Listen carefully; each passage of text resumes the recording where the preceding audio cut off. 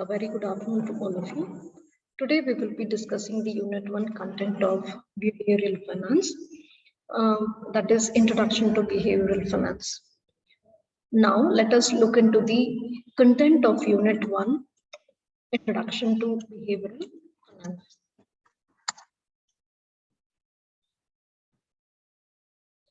We will be discussing about Introduction to Behavioral Finance, the psychology and market people, investors, portfolio managers, analysts, that is the application of behavioral finance, bonded rationality in real market conditions, decision-making process and behavioral bias, simple experiments on anchoring. So this is the content of the first unit. So first, coming to the introduction of behavioral finance, we will try to understand or we will get an orientation to behavioral finance. So basically the origin of behavioral finance, the background of behavioral finance. So behavioral finance is the application of psychology to understand human behavior in finance or in investing decisions of individuals, or it could be corporates. It includes the subsequent effects of psychology on market as well. That is, what is the impact of human behavior on the financial markets? So it includes two concepts, two disciplines, that is psychology and economics. Coming to the definitions of behavioral finance, we have a definition given by Linton, a very simple definition given by Linton. It defines behavioral finance as a study of how human interprets and act on information to make informed investment decisions. So this definition tells us behavioral finance is a study of how an individual interprets and reacts to the information that he has got it externally on his investment decisions. An advanced definition by Gilovic is he referred to behavioral finance as behavioral economics, and further he defined behavioral economics as combining twin disciplines of psychology and economics to explain why and how people make seemingly irrational or illogical decisions when they save money or when they are investing or when they are spending or when they are borrowing. Okay. Moving on to the steps in understanding behavioral finance. So that in the previous two slides, we discussed about the orientation or an introduction to behavioral finance, like from where did behavioral finance come and the actual definition of behavioral finance.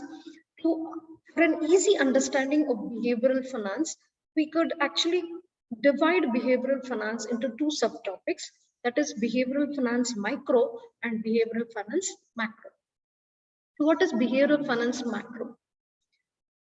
Behavioral finance micro is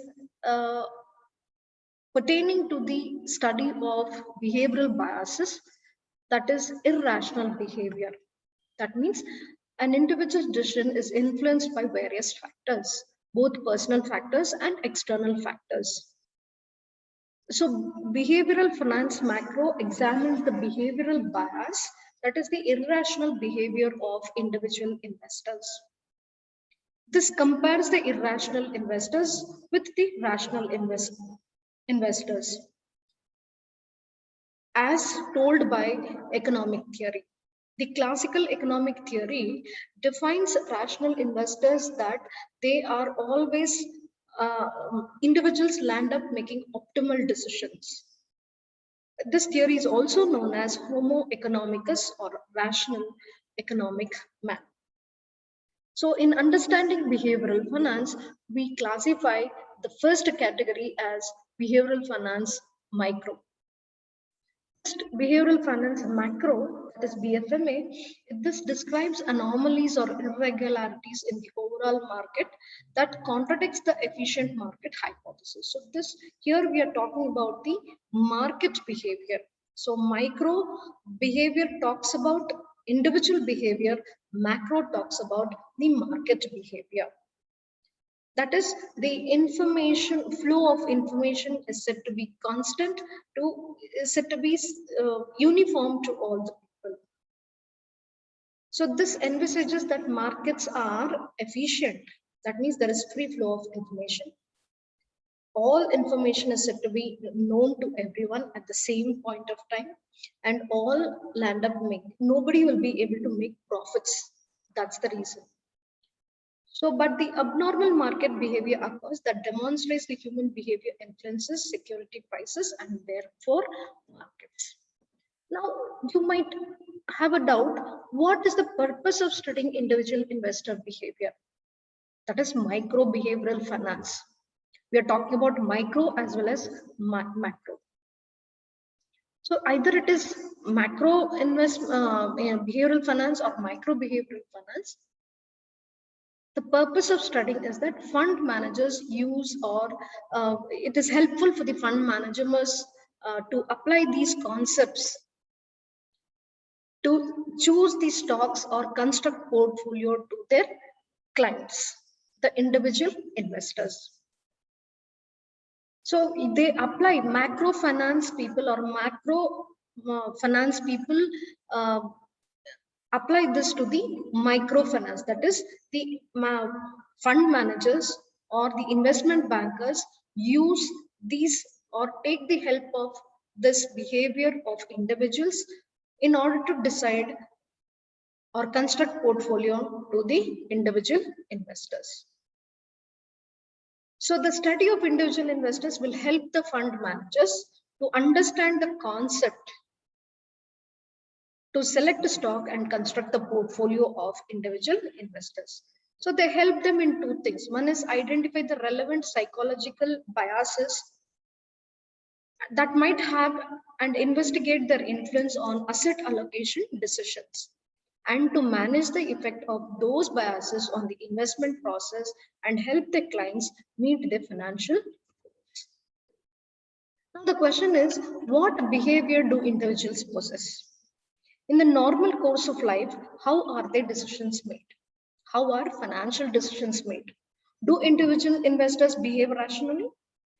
Or are these decisions influenced by a lot of other factors like cognitive factors or emotional factors? We call them as irrational behavior. That is, we have to understand whether an individual's finance decision is rational decision or an irrational decision, whether it is influenced by other factors or he is not influenced by other factors. So we have n number of theories that elaborate or explain what actually influences individual behavior. So we have three important theories what we will be studying in the first unit. The classic theory, that is your rational economic theory or Homo economicus. The economic theory we will be talking about. We will be talking about the standard finance theory. We will be talking about efficient market hypothesis theory as well. So these are the three theories in the course of in this particular course that we will be going through. So the next concept that we will be discussing is the bonded rationality in real market conditions. So it will be the meaning of bonded rationality, the assumptions of bonded rationality, various theories of bonded rationality, and the difference between bonded rationality and rational choice. And decision-making process and behavioral biases. Under this concept, we will be trying to understand how behavioral bias impact individual decision-making. So in this process of learning, we will be understanding the meaning of decision-making process, behavioral bias meaning, different types of behavioral bias in finance decision-making. Coming to the last component of the first unit, simple experiments on anchoring, we will be studying the meaning of anchoring bias, and also we will be taking a few examples on how anchoring will affect finance decisions of individuals. So how are we going to go ahead with this particular first unit? Basically, the pedagogy, what we will be opting is, we will be using PPT. We will be going for videos, lectures. We will be also having review of literature as well. Okay. So with this, we end this class. In the coming classes, we'll go ahead with the first unit. Thank you. Thank you all.